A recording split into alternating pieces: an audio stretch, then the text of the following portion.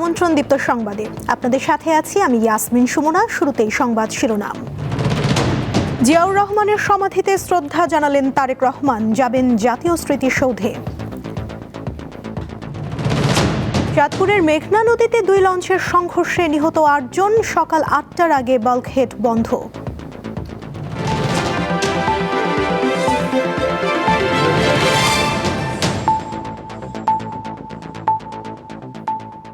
এবারে বিস্তারিত। সাবেক রাষ্ট্রপতি ও বিএনপির প্রতিষ্ঠাতা জিয়াউর রহমানের কবর জিয়ারত করলেন দলের ভারপ্রাপ্ত চেয়ারম্যান তারেক রহমান। বিপুল সংখ্যক নেতাকর্মীদের উপস্থিতিতে ও ভালোবাসায় সিক্ত হয়ে রাজধানীর গুলশানের বাসা থেকে বের হয়ে জিয়া উদ্যানে পৌঁছান তিনি। পথে তাকে এক নজর দেখতে ঢল নামে হাজারো নেতাকর্মীর। বিকেল 4:45টার দিকে জিয়ার সমাধিতে ফুল দিয়ে শ্রদ্ধা জানান ও মোনাজাতে অংশ নেন তারেক রহমান। দিনের পরবর্তী কর্মসূচি হিসেবে সাভারে জাতীয় স্মৃতিসৌধে যাবেন তিনি। সেখানে মহান মুক্তিযুদ্ধে বীর শহীদদের প্রতি শ্রদ্ধা জানাবেন বিএনপির ভারপ্রাপ্ত চেয়ারম্যান। এর আগে দীর্ঘ 17 বছর পর বৃহস্পতিবার দেশে ফিরেন তিনি।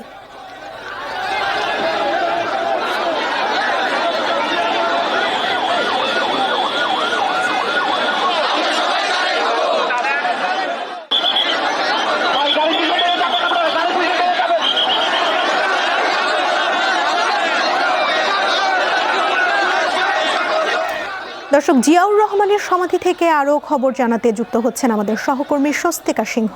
কথা বলবো তার সঙ্গে। স্বস্তিকা, জিয়াউর রহমানের সমাধিতে শ্রদ্ধা জানানোর পর তারেক রহমানের জাতীয় স্মৃতিসৌধে রওনা হয়েছেন, কেমন দেখছেন সার্বিক পরিস্থিতি? এই মুহূর্তে কিন্তু উনি ভারপ্রাপ্ত চেয়ারম্যান তারেক রহমান যে গাড়িটি গাড়িতে উনি কিছু সময় আগেই প্রবেশ করেছেন এবং গাড়িটি এখনো শহরের উদ্দেশ্যে রওনা করা শুরু করেন নাই। তিনি দলের শীর্ষ নেতাদের সাথে নিয়ে সেই গাড়িতে প্রবেশ করেছেন এবং গাড়িতে প্রবেশের তার আগেই কিন্তু আমরা দেখেছি যে 3:40 তার গাড়ি বহর কিন্তু এই স্থানটিতে আসে এবং এই স্থানটিতে আসার পর উনি কিন্তু দলের শীর্ষ নেতাদের সাথে নিয়ে শহীদ প্রেসিডেন্ট জিয়াউর রহমানের সমাধিস্থলে যান এবং সেখানে দোয়া এবং মোনাজাত আদায় করেন। দোয়া এবং মোনাজাত আদায় করার পর এই 5টা যখন বাজে, 5টা বাজার সাথে সাথে কিন্তু উনি শীর্ষ নেতাদের সাথে নিয়ে আমরা দেখেছি যে দলের মহাসচিব সহ দলের আরো যারা শীর্ষ নেতারা রয়েছেন তারা আগে গাড়িতে উঠেছেন, তারপরে উনি উঠেছেন এবং উনি কিন্তু গাড়ির সামনে দাঁড়িয়ে এখন হাত বাড়িয়ে যে নেতাকর্মীরা রয়েছে সেই নেতাকর্মীদের উদ্দেশ্যে তার যে স্বাগত জানানো, তার যে বার্তা রয়েছে দলের উচ্ছ্বাসিত নেতাকর্মীদের, সেই যে জায়গাটি বরাবরই আমরা কালকেও আসলে দেখেছি গাড়ির সামনে দাঁড়িয়ে উনি সব যারা রাস্তায় দাঁড়িয়েছিলেন বা আশেপাশে ছিলেন তাকে স্বাগত জানানোর জন্য সবাইকে তিনি শুভেচ্ছা জানিয়েছেন। ঠিক এখানেও ঠিক তেমনটি আসলে একটি পরিবেশ হয়েছে।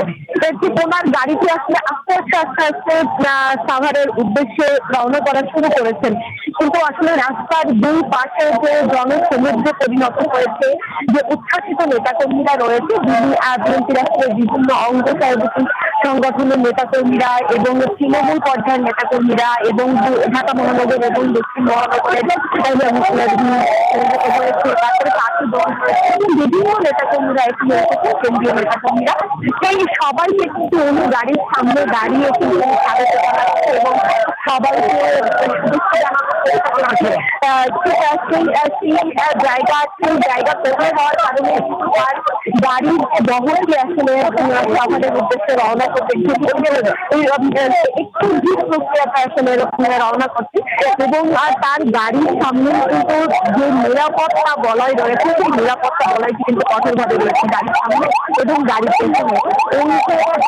এই যে নিরাপত্তা বলয়, এই নিরাপত্তা বলয় কিন্তু সমগ্র এই চন্দ্রিমা উদ্যান বাংলা নগরী ঘিরে রয়েছে, কারণ এই জায়গাটিতে আমরা সকাল থেকে আসলে দেখেছি যে সমাধিস্থলে উনি প্রবেশ করবেন, সেই সমাধিস্থলে সমস্ত সমাধিস্থল নিরাপত্তার বলয়ে ঘিরে রাখা হয়েছে ব্যাগ, সেনাবাহিনী,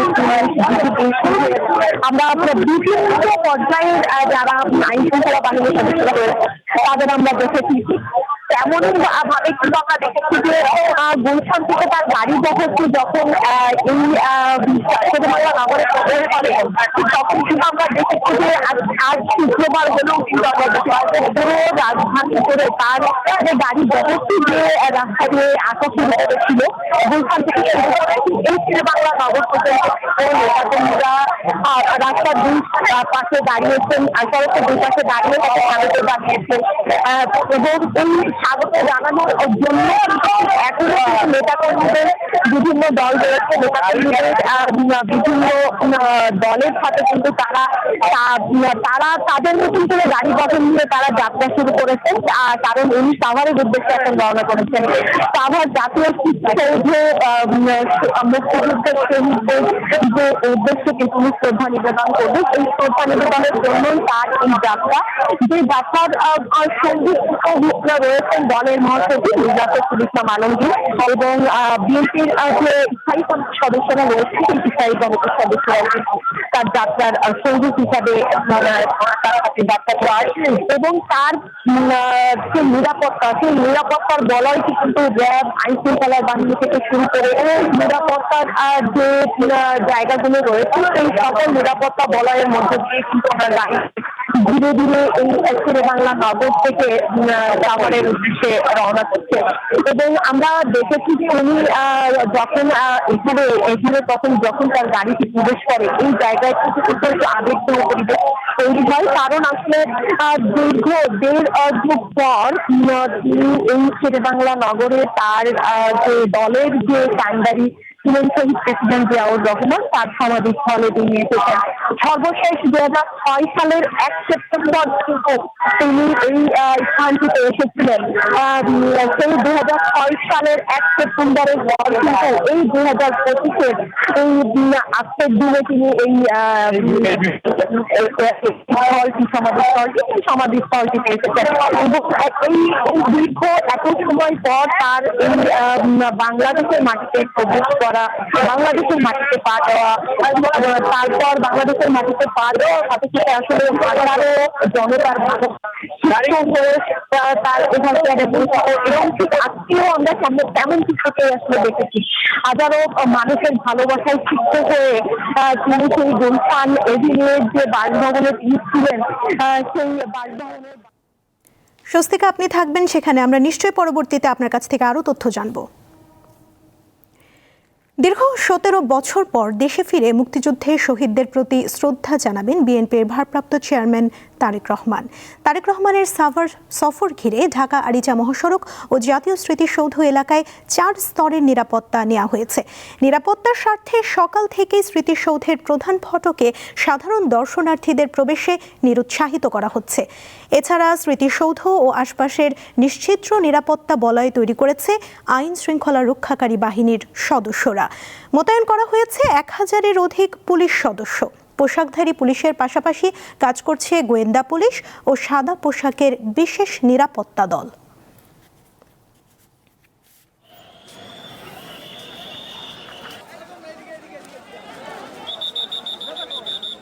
আমরা ঢাকা জেলা বিএনপির পক্ষ থেকে তাকে স্বাগতম জানানোর জন্য আজকে এখানে আমরা লক্ষ লক্ষ লোক সমবেত হব। তাকে তার নেতৃত্বে আমরা শহীদদের প্রতি শ্রদ্ধা নিবেদন করব।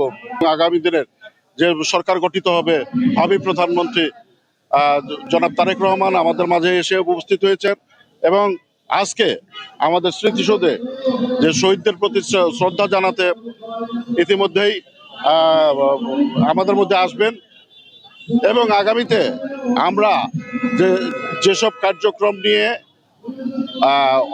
অগ্রগামী হব সেই দিক নির্দেশনা আমাদের লোকাল দিয়ে যাবেন। বিএনপির ভারপ্রাপ্ত চেয়ারম্যান জনাব তারেক রহমান মহোদয়ের এখানে আসার কথা রয়েছে স্মৃতিসৌধে শ্রদ্ধা জানানোর জন্য। তো আমাদের পুলিশের পক্ষ থেকে নিরাপত্তামূলক ব্যবস্থা, সকল ধরনের ব্যবস্থা গ্রহণ করা হয়েছে। আমাদের এখানে ট্রাফিক ডিউটি আছে, যারা রোডে মূলত যে গাড়ি আছে, যানবাহন আছে, যানবাহন নিয়ন্ত্রণ করবে। আমাদের পুরো পোশাকে পুলিশ ডিউটি আছে, বিভিন্ন স্থানে আমাদের পিকেট ডিউটি আছে, মোবাইল ডিউটি আছে, আমাদের স্মৃতিসৌধ কেন্দ্রিক, ভেন্যু কেন্দ্রিক আমাদের ডিউটি আছে। মূল কথা হচ্ছে যে নিরাপত্তা নিশ্চিত করার জন্য আমাদের সকল ধরনের পদক্ষেপ গ্রহণ করা হয়েছে। দর্শক, সাভারের জাতীয় স্মৃতিসৌধ এলাকায় রয়েছেন আমাদের আরেক সহকর্মী এম এ হালিম। সরাসরি যোগ দিচ্ছেন তিনি। হালিম, তারেক রহমানের স্মৃতিসৌধে যাওয়া উপলক্ষে সার্বিক পরিস্থিতি আমাদের জানাবেন। এই মুহূর্তে যদি আপনাকে বলি, এই ঢাকা আরিচা মহাসড়ক কিন্তু একেবারে অচল হয়ে গিয়েছে। সেটি আমিনবাজার থেকে এই নবীনগর পর্যন্ত কিন্তু হাজার হাজার নেতাকর্মী বিএনপি তারা কিন্তু এই সড়কের পাশে অবস্থান করে আছে। তখন তাদের যে প্রিয় নেতা সেটি আসবে, তো সেই প্রিয় নেতাকে বরণ করার জন্য আমরা দেখতে পেয়েছি ঢাকা আরিচা মহাসড়কের এখানে বিভিন্ন স্থানে ট্রাফিক ব্যবস্থাপনা এবং সেই সাথে জাতীয় স্মৃতিসৌধে কিন্তু আইন শৃঙ্খলা বাহিনীর ব্যাপক প্রস্তুতি আমরা দেখতে পাচ্ছি। এবং ঢাকা জেলা পুলিশের পক্ষ থেকে কিন্তু আজকে 11টার সময় এই বিষয়ে একটি মিটিং করা হয়েছে এবং এখানে ঢাকা জেলার অতিরিক্ত পুলিশ সুপার যিনি আমাকে জানিয়েছেন এখানে প্রায় 1100 পুলিশ সদস্য নিয়োজিত রয়েছে এবং সেই সাথে এখানে র্যাব এবং এপিবিএনের সদস্য এবং সেই সাথে আশেপাশে এলাকা থেকে সাদা পোশাকধারী যারা গোয়েন্দা গিরি তারা করছেন। এবং সব মিলে এই মুহূর্তে কিন্তু ঢাকা আরিচা মহাসড়ক এবং নবীনগর চন্দ্রা মহাসড়কে কিন্তু আমরা যানবাহন একেবারেই কম গতিতে আমরা দেখতে পাচ্ছি এবং একেবারে যানবাহন নাই চললেই হয় বলা চলে। তবে এখানে কিন্তু এত কষ্ট পরে কিন্তু মানুষ কিন্তু দাঁড়িয়ে আছে কখন তাদের সেই প্রিয় নেতা আসবে, সেই নেতাকে বরণ করার জন্য এই নবীনগর জাতীয় স্মৃতিসৌধের সামনে কিন্তু হাজার হাজার নেতাকর্মী অপেক্ষা করছেন। আমরা যদিও একটু দূরে চলে আসছি, এখন দেখতে পাচ্ছেন যে এই ঢাকা আরিচা মহাসড়কটা কিন্তু একেবারে যানবাহন শূন্য এবং এখানে নেতাকর্মীরা স্মৃতিসৌধের যেটি মূল ফটক সেই মূল ফটকের সামনে তারা সেখান থেকে সাভারের দিকে তারা এখানে অবস্থান নিয়েছেন এবং এই পিছনের দিকে কিন্তু এখনো যারা এখানে নেতাকর্মী রয়েছে তারা এখনো ওদিকে এই স্মৃতিসৌধের মূল ফটকের দিকে যাচ্ছে। তো এখানে কিন্তু একটি বিষয় যদি জানিয়ে রাখি যে এই দীর্ঘ 17 বছর পর এই বিএনপির যিনি ভারপ্রাপ্ত চেয়ারম্যান তারেক রহমান আসছেন, তো সেই তারেক রহমানের কিন্তু সাভারে আসাকে কেন্দ্র করে এখানে আশেপাশে যারা নেতাকর্মী তারা সবাই জড়ো হচ্ছেন এবং তারা কিন্তু একটি বার্তা পাচ্ছেন আগামী জাতীয় সংসদ নির্বাচনের। এবং এখানে কিন্তু এই দীর্ঘ 17 বছর তারেক রহমান এখানে আসেনি, তবে সাভারের মাটিতে আজকে আসছেন, সেই আশাকে তারা কিন্তু একটি সৌভাগ্য হিসেবে তারা দেখছেন এবং তাদের দলের মধ্যে মতবিরোধ তারা পাল্টে কিন্তু তারা এক কাতারে কাজ করবেন এমনটি এই নেতাকর্মীরা জানিয়েছেন। সব মিলিয়ে এখন পর্যন্ত আমরা যেমনটি জানতে পেরেছি তারেক রহমান কিন্তু রওনা দেননি, তারপরেও কিন্তু আসলে এখানে আস্তে আস্তে যে আমরা নেতাকর্মী রাস্তার ধারে দেখতে পেয়েছি সেখানে আজকে কটা বাজে সেটি আমরা পরবর্তীতে আপনাকে জানাতে পারবো। এই ছিল আমার কাছ থেকে জাতীয় স্মৃতিসৌধ থেকে সর্বশেষ। হালিম, ধন্যবাদ আপনাকে। এবারে কেওয়াই স্টিল চট্টগ্রাম সংবাদ।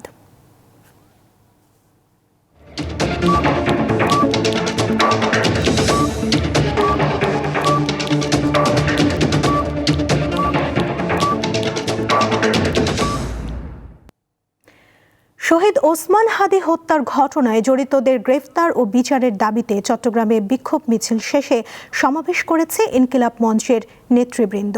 শুক্রবার জুমার নামাজ শেষে নগরের আন্দরকিল্লা শাহী জামে মসজিদ থেকে বিক্ষোভ মিছিল বের হয়। পরে নগরীর বিভিন্ন সড়ক প্রদক্ষিণ করে চট্টগ্রাম প্রেস ক্লাবের সামনে মিছিলটি শেষ হয়। বিক্ষোভ সমাবেশে বক্তারা বলেন, শহীদ ওসমান হাদি হত্যার ঘটনার 3 সপ্তাহ পার হলেও এখনও জড়িতদের গ্রেফতার করতে ব্যর্থ হয়েছে অন্তর্বর্তী সরকার। এটা জাতির জন্য লজ্জার। যে সরকার হাদি হত্যার বিচার করতে পারে না, আসামি ধরতে পারে না, সেই সরকারের অধীন সুষ্ঠু নির্বাচন সম্ভব নয়।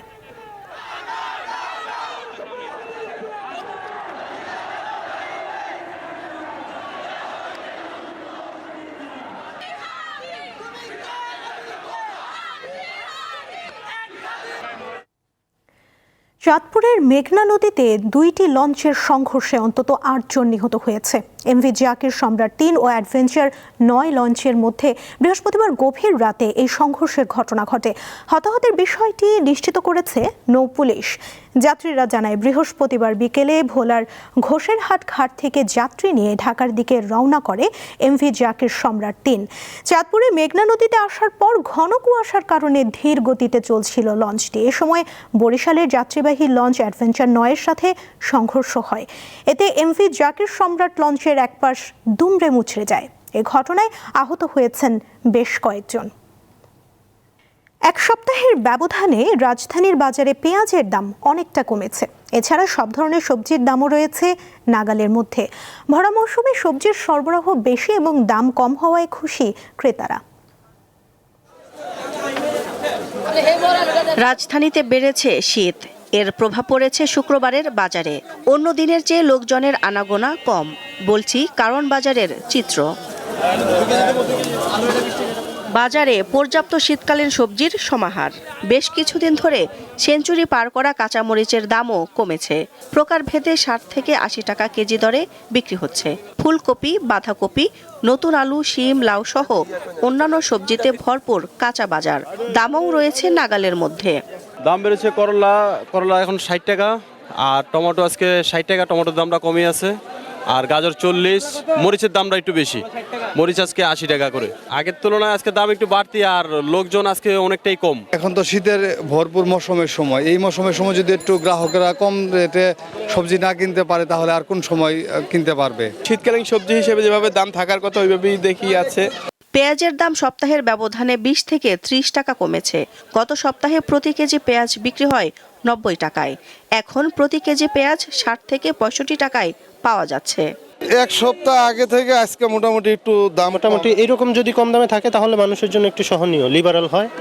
তো এছাড়া তো আমাদের জন্য আসলে কষ্টকর হয়ে যায়। পেঁয়াজের দাম বর্তমান আগের সপ্তাহে আসলো ৮০ টাকা কেজি, আর মাঝাতে পরশু দিনা কালকেও বেচছি ৫৫ টাকা ৫০ টাকা, আর আজকে বেচতেছি ৬০ টাকা। তবে বাড়তি দাম রয়েছে চালের। প্রকারভেদে ৬০ টাকা থেকে শুরু করে ৯০ টাকা পর্যন্ত প্রতি কেজি চাল বিক্রি হচ্ছে।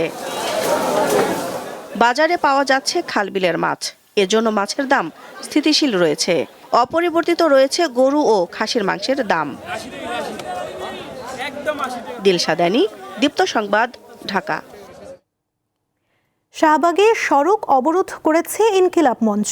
সেখানে রয়েছেন আমাদের সহকর্মী হেদায়েতুল্লাহ সীমান্ত, সরাসরি যোগ দিচ্ছেন তিনি। সীমান্ত, ইনকিলাব মঞ্চের নেতাকর্মীরা সড়ক অবরোধ করার বিষয়ে কি বলছেন, আমাদের বিস্তারিত জানান। সুমনা, যে শহীদ ওসমান হাদির হত্যাকারীদের বিচারের দাবিতে কিন্তু আবারও আজকে এই ইনকিলাব মঞ্চ জুমার নামাজের পরে ঢাকা বিশ্ববিদ্যালয় কেন্দ্রীয় জামে মসজিদ থেকে মিছিল নিয়ে শাহবাগ মোড়ে আসে, সেটি অবরোধ করে এখন পর্যন্ত সেখানে তারা অবস্থান করছে। মাগরিবের নামাজের বিরতি এখন সেই নামাজে পড়ার জন্য আহ্বান জানিয়েছে। তারা এইখানে মাগরিবের নামাজ আদায় করবেন, পাশাপাশি এই বিকাল থেকে দুপুর থেকে তারা এই আন্দোলন করে যাচ্ছেন। আমি যদি একটু দেখানোর চেষ্টা করি, পুরো শাহবাগেই কিন্তু ছাত্র জনতা একত্রিত হয়েছেন এবং কি ইনকিলাব মঞ্চের যে সদস্য সচিব আব্দুল্লাহ আল জাবের তিনি ঘোষণা দিয়েছিলেন সারা দেশ থেকে ইনকিলাব মঞ্চের নেতাকর্মীরা ছাত্র জনতাকে ঢাকায় আসার জন্য।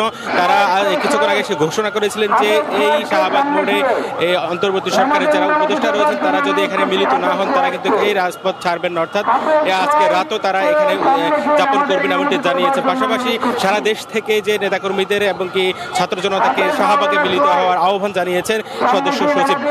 এই বিচারের প্রক্রিয়া কতটুকু এগিয়েছে এবং কি যে প্রধান আসামি সে তাকে গ্রেপ্তার না করা পর্যন্ত তারা এই রাজপথ ছাড়বেন না এমনটি তারা বলেছেন।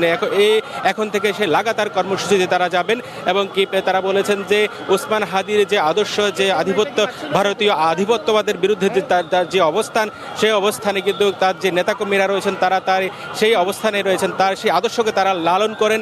এই জন্য তারা যখনই আন্দোলন ডাক দেওয়া হয় তারা এখানে উপস্থিত হন না। শাহবাগের একেবারে তারা এখন নামাজের প্রস্তুতি নিচ্ছেন, এখানে তারা মাগরিবের নামাজ আদায় করবেন, আদায় করে এখানে তারা অবস্থান করবেন। তারা বলেছেন যে সরকারের পক্ষ থেকে উপদেষ্টারা যতক্ষণ পর্যন্ত এই শাহবাগে এসে তাদের সাথে মিলিত না হবেন এবং কে বিচারে ব্যাখ্যা না দিবেন যে প্রধান আসামি সে বাংলাদেশে আছে না বাইরে আছে, এখন পর্যন্ত সুস্পষ্ট কোনো বক্তব্য তারা পাননি। এজন্য এই প্রধান আসামিকে গ্রেপ্তার করে তার দৃষ্টান্তমূলক শাস্তি নিশ্চিতের দাবি জানিয়েছেন। তারা বলেছেন কোনো ধরনের এনকাউন্টার অথবা কিছু করা যেন না হয়, জীবিত উদ্ধার করে তাদের আইনের আওতায় আনা হয়। প্রধান আসামিদেরকে যারা পরিকল্পনা করেছেন তাদেরকেও এইভাবে তারা বলেছেন যে এভাবে আন্দোলন চলবে যতক্ষণ পর্যন্ত হাদির যে মূল হত্যাকারী তাদেরকে গ্রেপ্তার না করা পর্যন্ত। এছাড়াও যারা এই ওসমান হাদিকে নিয়ে যারা কটূক্তি করেছেন তাদেরও বিচার দাবি করেছেন। তারা বলেছেন বিএনপি থেকে যে নীলুফার মনি এই ওসমান হাদিকে নিয়ে তারা কটূক্তি করেছেন তাকে বিএনপি থেকে বহিষ্কারও তারা দাবি জানিয়েছেন। তো ওসমান হাদি কিছুক্ষণ আগে ওসমান হাদির যে হত্যার বিচারের সেই সারা বাংলাদেশ থেকে নেতাকর্মীরা রাতের মধ্যে চলে আসবেন সদস্য সচিব এমনটি জানিয়েছেন। সুমনাই ছিল আমার কাছে শাহবাগ থেকে ইনকিলাব মঞ্চের আন্দোলনের সর্বশেষ। শাহবাগ থেকে যুক্ত ছিলেন সহকর্মী হেদায়েতুল্লাহ সীমান্ত। ছাত্র সমাজের অভিভাবকের দায়িত্ব এখন ছাত্র শিবিরের কাঁধে, এমন মন্তব্য করেছেন জামায়াতে ইসলামীর আমির ডাক্তার শফিকুর রহমান। শুক্রবার সকালে রাজধানীর আগারগাঁওয়ে চীন মৈত্রী সম্মেলন কেন্দ্রে 2026-27 মেয়াদের ইসলামী ছাত্র শিবিরের সম্মেলনে অংশ নিয়ে তিনি একথা বলেন। তিনি আরও বলেন, দুর্নীতিমুক্ত বৈষম্যহীন ইনসাফ ভিত্তিক বাংলাদেশ গড়ে তোলার জন্য সকলে মিলে ঐক্যবদ্ধভাবে কাজ করতে হবে। তার দল বেকার ভাতা নয়, দক্ষ মানুষ তৈরি করতে চায় উল্লেখ করে জামায়াত আমির বলেন, প্রত্যেকের হাতে কাজ তুলে দিতে চায় জামায়াতে ইসলামী। তিনি আরও বলেন, জাতির উপর থেকে কালো ছায়া এখনো যায়নি।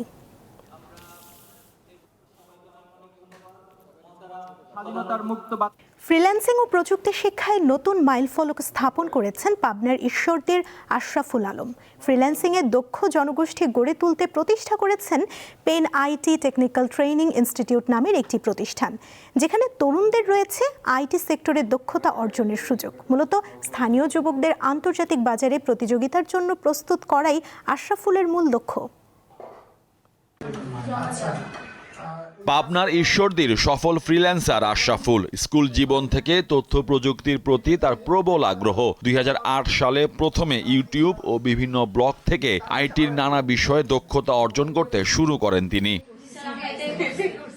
2014 সালে গ্রাম ছেড়ে শহরে এসে ডিপ্লোমা ইন সিভিল ইঞ্জিনিয়ারিংয়ে ভর্তি হন আশরাফুল। লেখাপড়ার পাশাপাশি নিজেকে একজন সফল ফ্রিল্যান্সার হিসেবে গড়ে তোলার চেষ্টা করেন। শুরুটা ছিল লিড জেনারেশন ও ওয়েব রিসার্চ দিয়ে। বাইরের কান্ট্রিতে আমি বেশ কিছু গভর্নমেন্ট কন্ট্রাক্টর হিসেবে আছি, বিশেষ করে ইউএস গভর্নমেন্ট প্রশাসন, যে পুলিশ প্রশাসন এবং এয়ারফোর্সের আমি কিছু ওয়েবসাইটে কাজ করেছি কয়েকটা স্টেটের, এবং সেই স্টেটের গভর্নমেন্টের ওয়েবসাইটগুলো বিল্ড থেকে শুরু করে এসি অপটিমাইজ আমি করছি এবং এখন পর্যন্ত সেগুলো ম্যানেজ করছি। শুধু নিজেই নয়, স্থানীয় তরুণ ও যুবকদের আইকন হিসেবেও পরিচিত পেয়েছেন আশরাফুল। যুবকরা যেন ফ্রিল্যান্সিং এর মাধ্যমে নিজেকে দক্ষ করে গড়ে তুলতে পারেন, সে লক্ষ্যে আশরাফুল গড়ে তুলেছেন Pen IT Technical Training Institute নামের একটি প্রতিষ্ঠান।